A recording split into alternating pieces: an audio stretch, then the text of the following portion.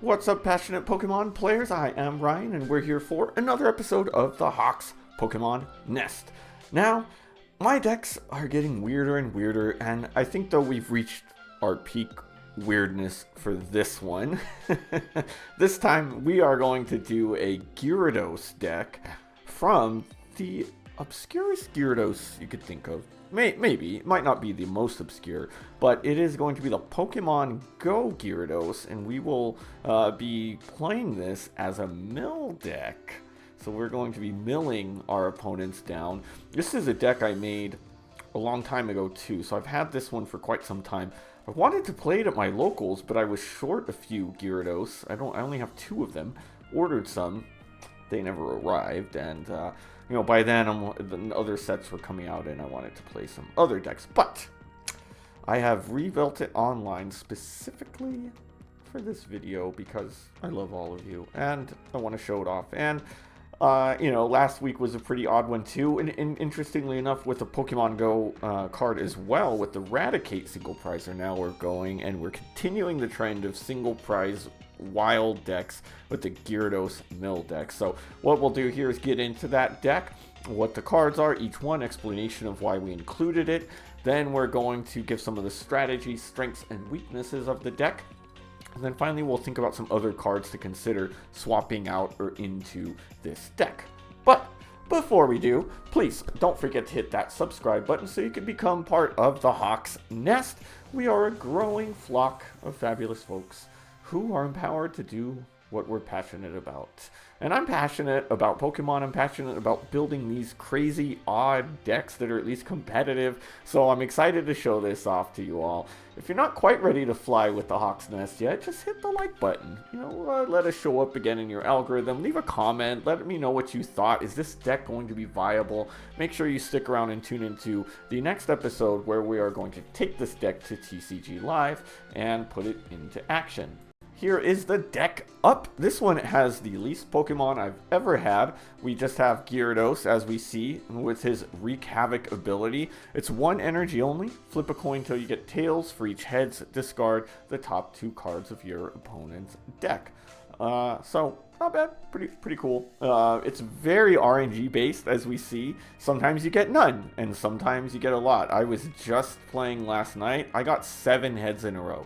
So I just milled 14 cards from my opponent's deck, which at that point in the game put them down to 3 cards. So it's pretty crazy. The chances of you getting milled by Gyarados in one turn are low, but never 0. Remember that. A great person told me that in my locals. Then for the second one, Magikarp. Now, I like this particular Magikarp from the 151 set with just the funniest attack name ever of Splishy Splash. Flip a coin till you get tails for each heads draw a card. So it's another RNG one. We might as well go all the way in. But the reason I like this one is because sometimes if my Magikarp does get caught in the active, and it's usually because I have a crappy hand, so this is potentially going to help me draw some cards. I mean, I might get 0 heads, but I might get 3 or 4 or 7 heads. I mean, unlimited heads, you never know, and then I'll deck myself out. So you do want to think about that, is we don't want to use him too often because we want to mill our opponent, not ourselves. But anyway, so I've got 4 of each of those, obviously, and then our only third Pokemon in here is going to be Radiant Greninja. He's a nice little draw engine there. I'm not going to be using his ability of Moonlight Shuriken because I want to stay at full prizes. Kind of pointless to knock anybody out, but if you're really feeling wild and you feel like it, you can use Moonlight Shuriken too. I guess you could potentially use Wild Splash and mill yourself too of 230, but I don't think we're going to do that.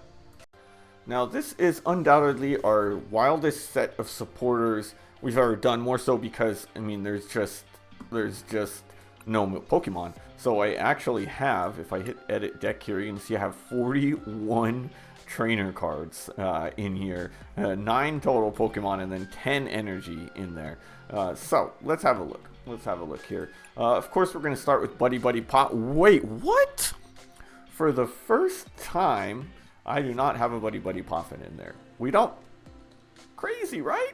And I just feel like we don't need one. I'll explain why. I have nest balls.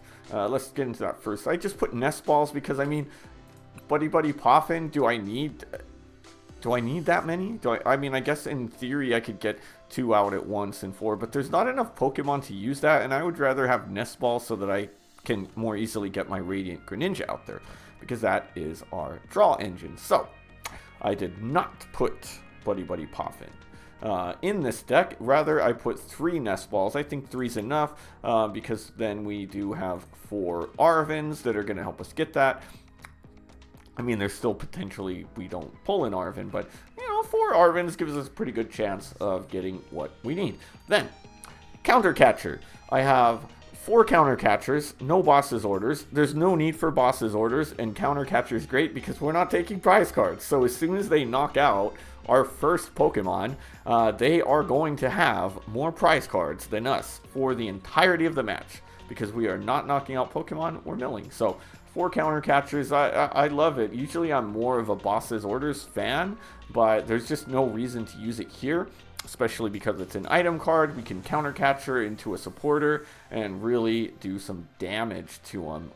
Hypothetical damage, not real damage, because we're not doing that, but mental damage, emotional damage. Next up, Crushing Hammer. I've got 4 of these as well. Flip a coin if it's discarded energy attached to one of your opponent's Pokemon. You know, I'm just going all in on the RNG here. We're going to flip a coin, hope to discard energy. We're trying to disrupt them. We're trying to do as much as possible to either get them trapped and not able to retreat, or just get them to not have the ability to attack and knock out your Gyarados. Hisuian Heavy Ball. I put 1 of these in here just in case my Greninja gets prized, because that would suck because we're not drawing prize cards, so we're able to get that. So I mean, potentially both of them get prized, but I just put 1 because you can usually pull that with an Arven if we know that he's prized, and then swap him out. Hopefully you don't get freaking 3 or 4 of your Magikarp prized, or one in the other. I don't know, but so far I've done pretty okay with just 1 of these. I think that'll do. Already talked about our 3 nest balls. Then I've got Night Stretcher. I threw 4 of these in there, if I remember right. Let me see, where is that? Night Stretcher. 4, yes.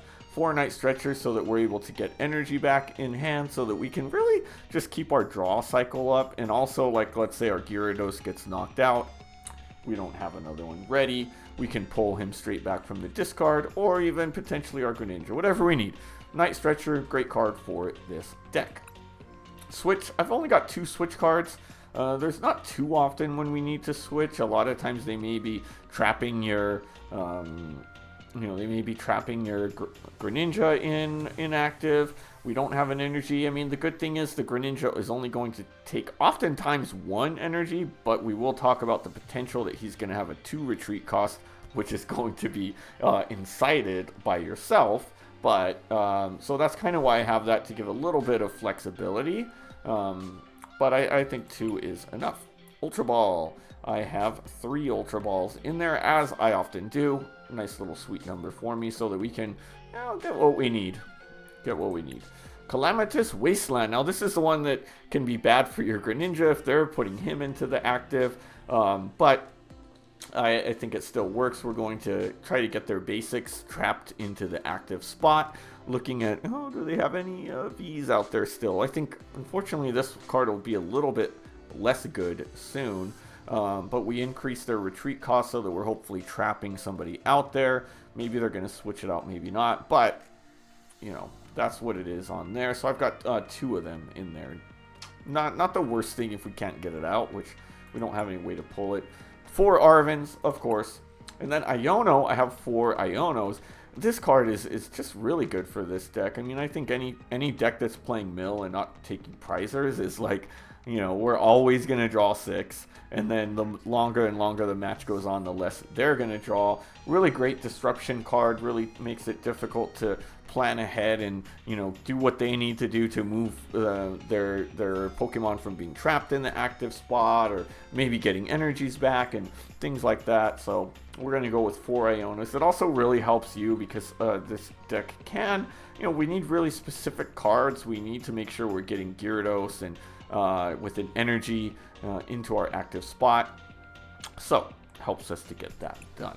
Now we've got some other fun supporters. Now let's talk about how we're going to start the disruption. Misfortune Sisters. We're going to look at the top 5 cards of their deck and discard any number of item cards. I love this one because I'm discarding things like rare candies and super rods and superior energy retrievals. So I really like this one. I really had to think about it because at this point we do have a lot of like disruption and discard cards. So I kind of had to think about, and we'll talk about in the other cards to consider. Some of them I left out. And then in terms of numbers too, I included 4 of these in here, but less of some of the other disruptors. Which is this one here, Xerosic Machinations.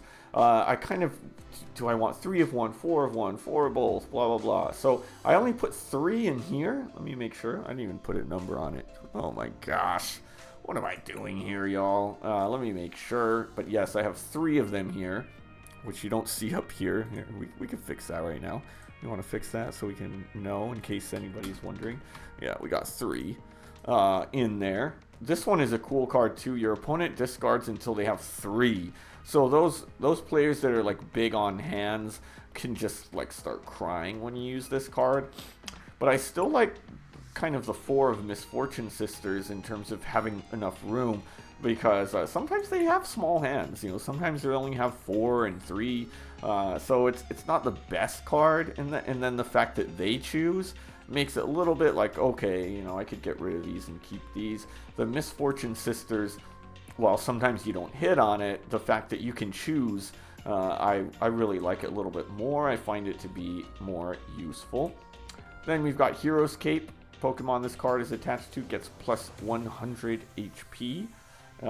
So that's good. I really like it for the Gyarados. As we're going to see here, Luxurious Cape, this is basically the same thing, non-A-Spec, so it makes you, they take 2 prize cards. But I find it works better. We want to, the Gyarados initially is going to only have 170 HP, so pretty easy for your opponent to one-shot, and then you may not have enough time to load up another one with the energy and, you know, get him ready to go. So I like that even though they're going to take 2 prizers, that puts them up to 270. Now, oftentimes it's going to take at least 2 turns to knock that Gyarados out. So I'm going to go with that. And then, I mean, this one's even better because we don't have to sacrifice the 2 prizers. Now, 270 HP on a 1 prizer, whew, tell me about it.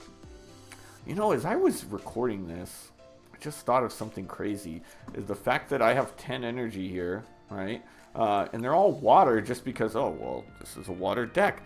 But Wreak Havoc doesn't need water energy. So you may want to consider, and I might think about this later, but I'm kind of set on this now and where I'm at. But, you know, what else could we do here in terms of getting other energies that may increase the efficiency of this deck?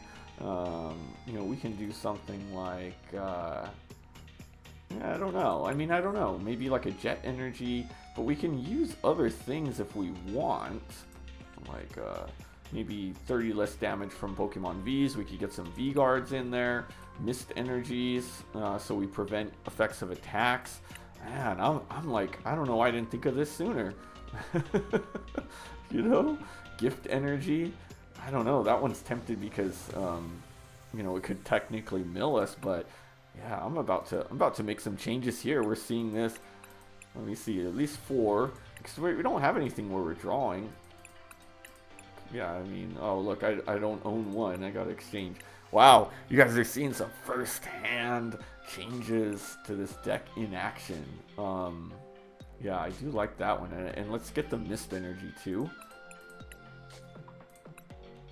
'Cause I think why not? And Greninja can still discard them. So, you know, what's this? As long as it provides when you attach this to one of your Pokemon, heal 30 damage. Maybe. Therapeutic. That's pretty good actually too. It can't be affected by special conditions. Let's throw 2 of those in there. Wow.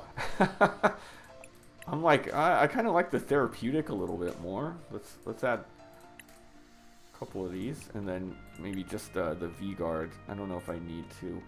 Wow. All right, we just made some changes here on the fly. On the fly. The strategy of this deck: flip coins. That's our start of it. Flip coins for Wreak Havoc. We're gonna flip for even like our Crushing Hammer, so that we're gonna hopefully discard energy. So yes. Flip coins. That is strategy 1. Mill your opponent from there. I mean, not just with the Wreak Havoc ability, but we also want to be doing it with our Misfortune Sisters or 06 Machinations. I mean, kind of Crushing Hammer is a mill card. I don't know, maybe. And then trying to trap their Pokemon inactive. So kind of play to that. Look at things like, you know, what's their energy like, and how are they going to use that energy. So sometimes I'll kind of like let them do so, especially with those Charizard decks. You know, sometimes they're only playing like 6 energy or something.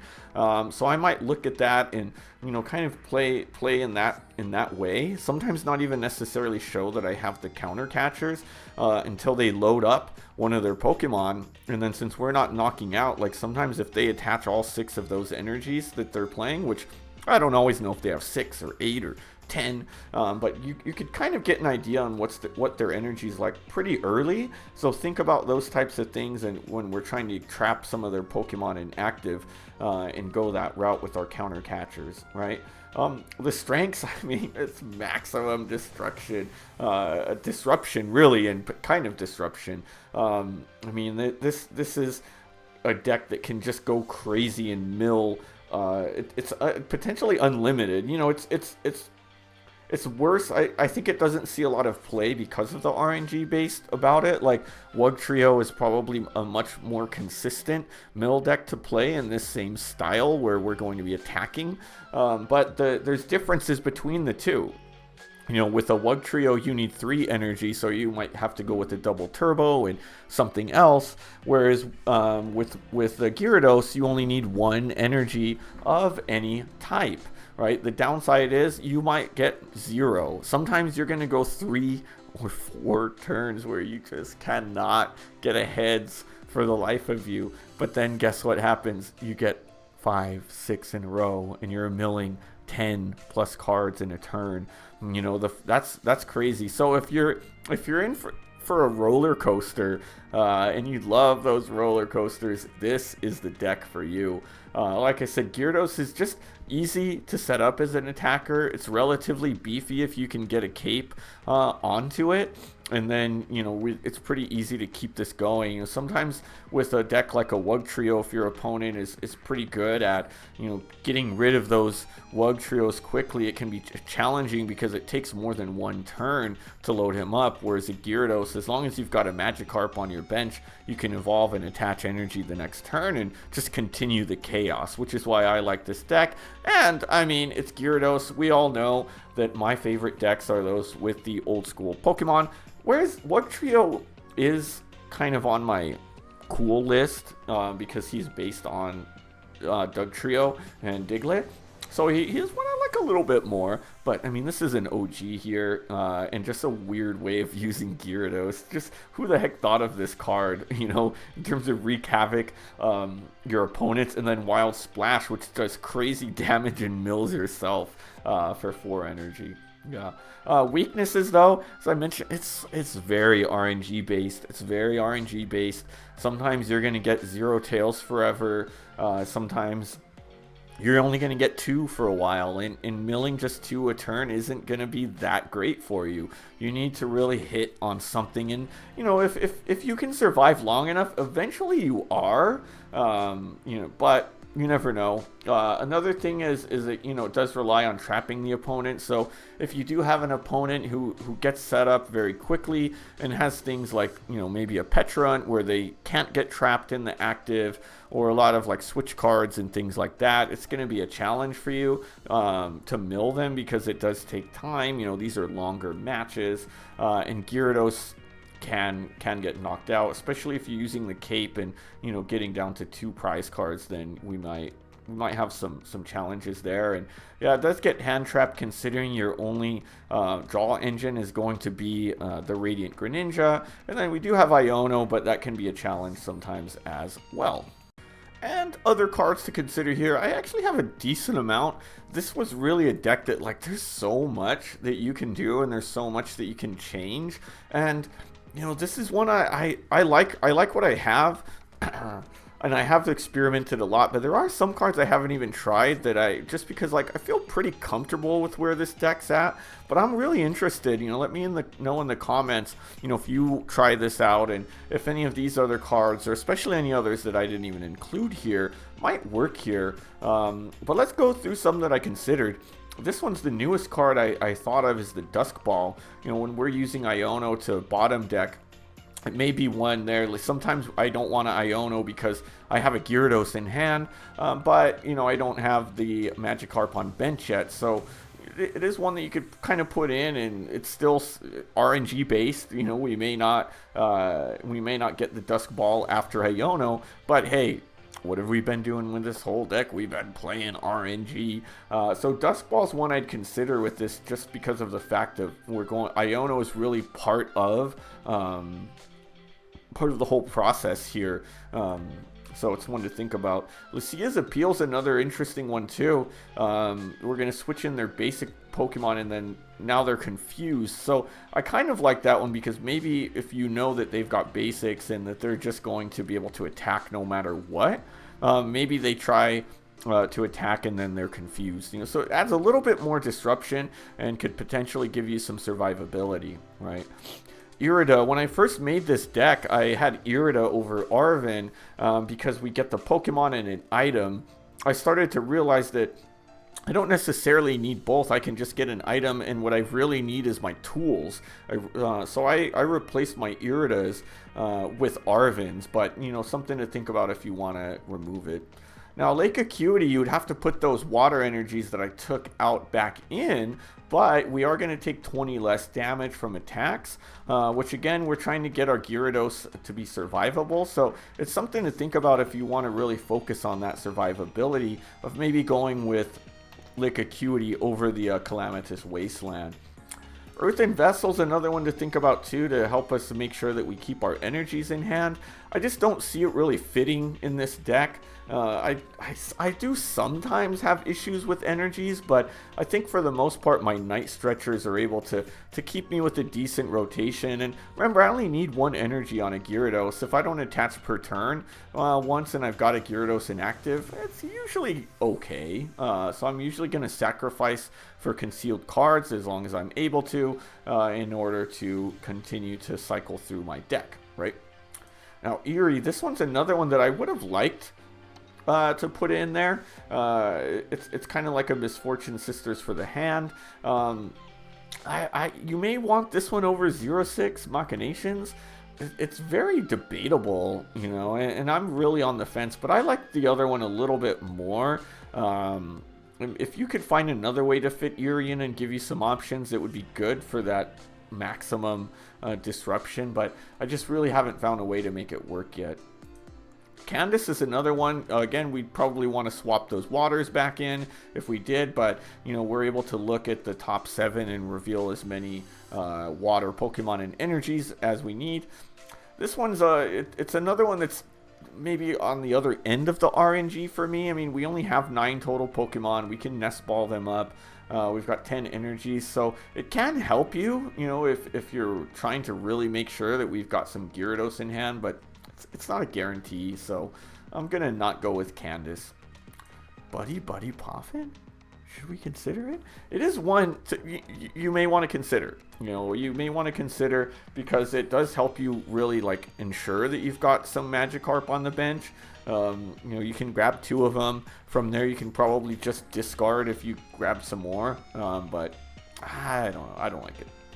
Hand Trimmer is kind of like a 0-6 Machinations, but it does it to both of you, and it's an item card. So it's one to think about if you're playing against someone who's got a lot. But going down to 5, is that really going to discard a ton? I mean, there are obviously some matchups where this would just like destroy your opponent, but I don't think it's good here. So I'm not going to include it. Now another one here is kind of similar to Calamitous Wasteland, but on a different end.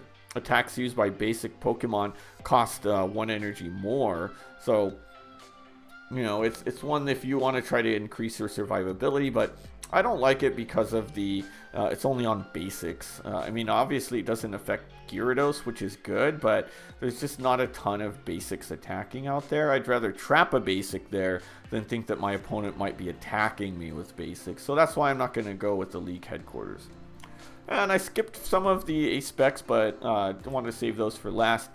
So Amulet of Hope is an interesting one. It's a tool, so it would make you not be able to attach your capes, but it's pretty good. If you can pull this out early, it can really set you up for a good match, and you're just kind of thinking about, okay, my first Gyarados, if I can get him with this attached, then this would be really good, because once he's knocked out, you search for up to 3 cards and put them in your hand. So that's really going to set you up for making sure that you can maybe just get a Gyarados, Magikarp, and the cape, or whatever you need. It's pretty solid to kind of get you on track. But I don't like it. Now, Scoop Up Cyclone is one that if you're just feeling super crazy, then you can use. You can put one of your Pokemon all attached cards to your hand. So you can do things like pulling your Gyarados that maybe took 1 or 2 hits and is about to get knocked out, put it into your hand, and then throw those onto your next one. Especially for your luxurious cape, you can grab that back up. We don't have a way of recycling it. It's an interesting idea. I really like. I think I'm like biased. I would like to make a Scoop Up Cyclone work in some deck, but I haven't done it yet. So, if you could think about it, you could think about it. Unfair Stamp is another one it's kind of like an extra Iono in your deck. You're able to use it after a knockout. Get some more disruption in there. I might think about it, but I mean, the Hero's Cape is just feels like a great part of this deck, so I don't think I would even consider taking it out for any ace spec, including what's not mentioned here too, which I don't think works super well as a Prime Catcher. Right. Well, that is the deck there. I hope that you liked it. I hope that you think it's a wild deck. This crazy Gyarados in there, mill Gyarados deck. So let me know in the comments what you thought. Are you going to try it out? Are you excited for the next video where we're going to take this deck to TCG Live and try it out? What would you change? What would you put in? What am I crazy for not including in this deck, and this not on my alternate list? But regardless of that, if you liked what you saw and you want to become part of the Hawk's Nest, hit that subscribe button. We are a growing flock of fabulous folks here, accepting folks who just want to be the best at what we do. And look, when I say be the best, it's not like be better than. It's be the best version of ourselves. That's where we find joy in life and doing what we're passionate about. So I hope that you find something today that you're passionate about and that you do it to the best of your abilities. But if you're not quite ready to fly yet, you're still a little fledgling, just hit the like button, leave a comment here, let me know what you thought of this video, let me know what else you want to see. I've got all kinds of decks in the backlog that I'm thinking about, but I'm always interested. Let me know if there's a deck that you want me to build, a rogue deck. And until then, though, we will see you next time.